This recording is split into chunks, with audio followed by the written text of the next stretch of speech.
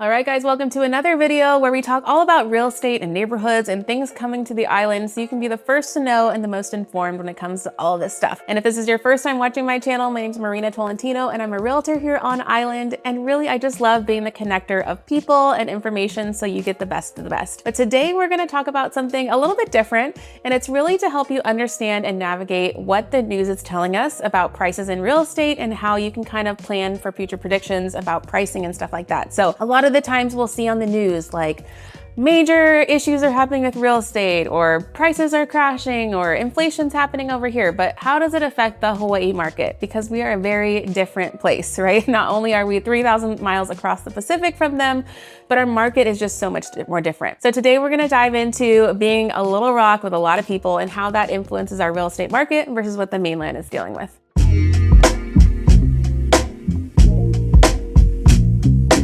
So when I was scrolling through my emails the other day, it caught my attention that there was this email that came out that said new US homes are now cheaper by the foot than existing ones. And I was like, hold the phone. What do you mean? Like new construction is cheaper? Because that's not typically been our experience here on the island, right? We know if you buy new, you're buying premium because it's brand new and it's just everything's new and it's more expensive, right? Lumber costs more. You have to import everything to Hawaii for the most part when it comes to new builds.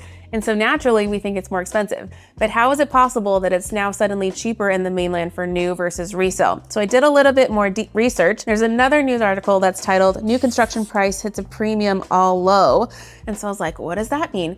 But basically there's a culmination of things happening all over the US. And so I'm just gonna go through a couple of bullet points here that my editors can form for me in a graph for you guys to see that really visually. But basically new homes are selling for $350 less per foot than existing homes in May. And it's the largest discount in at least the last 6 years. So we're beating records of drops pre-COVID now when it comes to pricing. So it's a big deal. It's something to at least perk up your ear a little bit and be like, why is this happening? Because trends in real estate are different by location, but we can also see a nationwide trend when it comes to pricing too. So places like San Diego, Salt Lake City, and Los Angeles offer the biggest discount for new builds.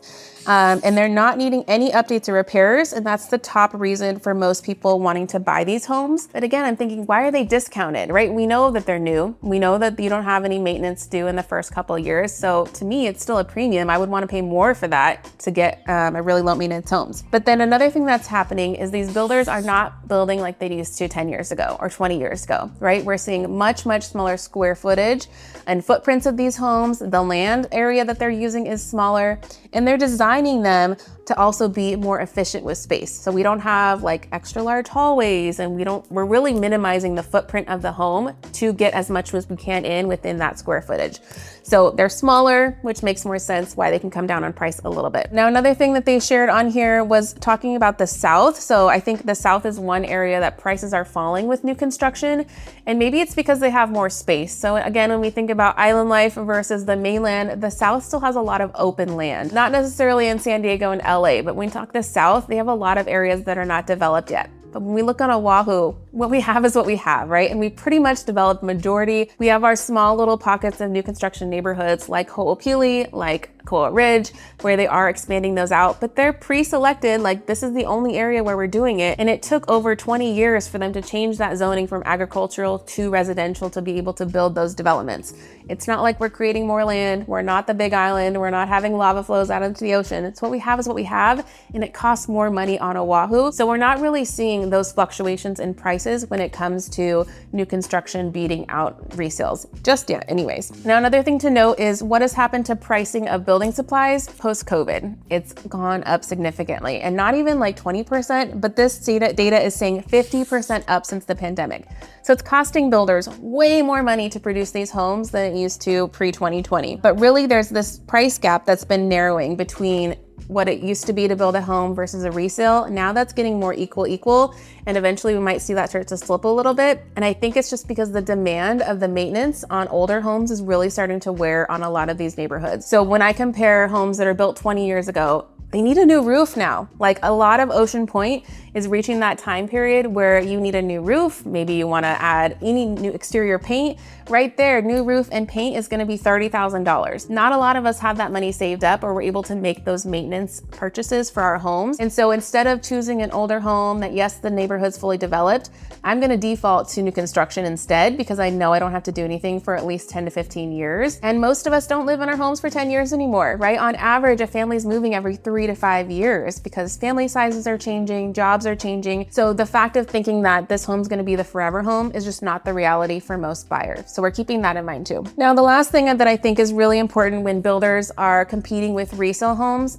is they're on a mission, right? They've got a timeline. They know they need to release homes on a schedule, and that means they have to sell them on a schedule. It's eating their bank for them to hold on to these homes. So a lot of the times that we see, especially here on island, and I know it happens in the mainland too, is they will start to slash prices radically if they're sitting on the market for more than 5 months. And so here in Ho'opili, they call that red tag sales, where instantly for the next 2 weeks, these homes are gonna be reduced by $25,000. I have a situation with a client that's in escrow right now on one, and he came in on the weekend just to like experience the sale. What were they doing? He's already in contract in one. And so we started to dabble, well, should I change contract to a different property? And they were able to offer him the sweetest deal and gave him an additional $25,000 off his existing contract just by inquiring about it and starting to kind of like dabble with the idea of changing. They want to close on time. They do not want to start over with square one and restart the escrow process with buyers. They want these homes sold and closed. And so they're going to incentivize buyers to do that by a variety of ways. So one is going to be those discount sales, making sure that their properties are not sitting on the market for too long and getting stale. And the other tactic that we see really often is negotiable rates and lender pricing. So they're offering initiatives all this time, whether that's closing cost credit, like I think Koa Ridge was offering a 2% credit back to buyers. That's like $20,000 at closing. That's a big deal to incentivize a buyer to come in, buy this home at a premium price, but they're able to get that money back somehow, or to use that towards a buy down. And a buy down, if you're not familiar, just means if the market is offering, let's say 6% interest, maybe we're able to use some funds to buy that interest rate down to a 5.5% or 5% even sometimes. And so that can mean, you know, even $1,000 a month savings when it comes to your monthly mortgage payment. So it's a big deal.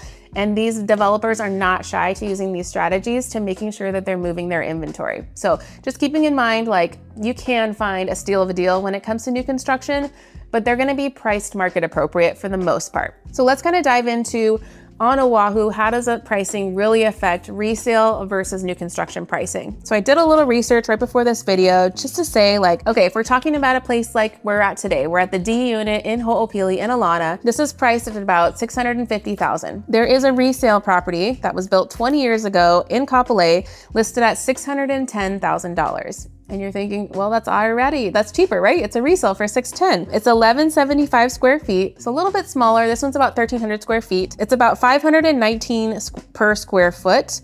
Whereas here, if I do the math, it's about $523 a square foot. So we're almost like neck and neck, but the big difference here with the resale versus Alana or new builds is that the resale has a monthly HOA payment of $1,000 a month.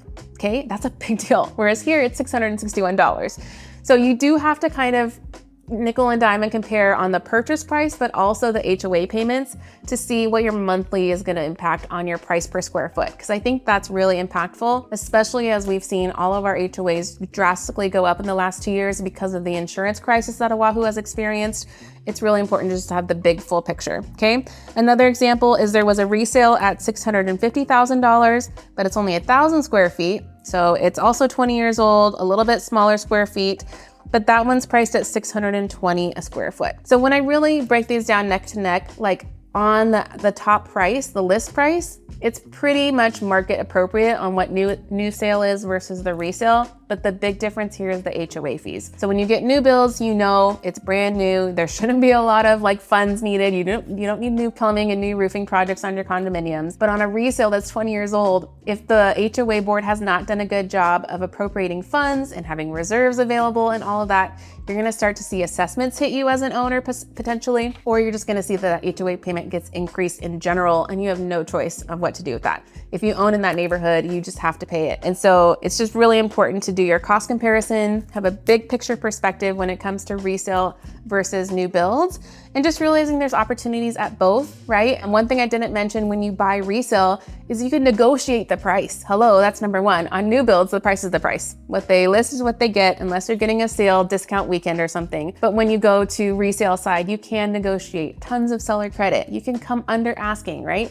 There's a lot of different creative strategies. But on the new builds, they have incentives too. So I think it really just comes down to being a savvy consumer, doing your due diligence, doing your research, and coming to the best decision for you and your family. So I hope this was helpful, at least to help navigate the news that you might be seeing online about new builds being cheaper on Oahu. You know, the demand is still very high for housing. These things are selling quick. Still, resale market is moving very quickly this whole summer and fall. And so I just want you to be, you know, a smart consumer and do the best job for you and your family. So I hope you guys hit that like button and subscribe, and I will be back next Friday with another video. Bye.